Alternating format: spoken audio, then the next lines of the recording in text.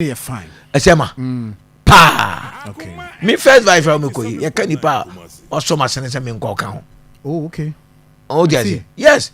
So no that means that yeah, who any are still anu ube person ube koso aso ye formina MP. Now yeah. Oh, let me say akura maka che so mbenya mo no ango. Oh, okay. Because se me ko sentimi ko pe MP say e opposition be ko pe MP. Ono no second speaker. Bibie ni wa ba Ghana ha e fa parliament wan ko bi mfa nanim.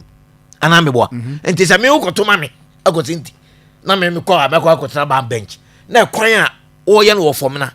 Ekwan a wo ye na ahensa adokwa agogo so. Ekwan a wo ye no maduma. Ekwan a wo ye no mi ma mi kuro ma bedwom aduma no achiase.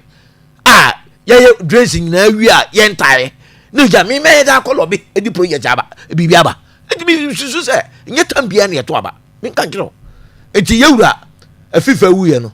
By election no. Ye popular commission edi ma yewura bubonsra. Yeah, me kai. Okutwa 2 years.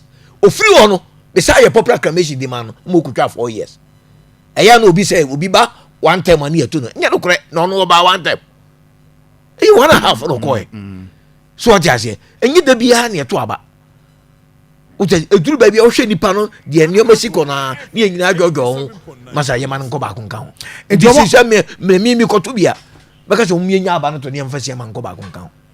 Enti omo ka say chairman Akwasinti or hard Jane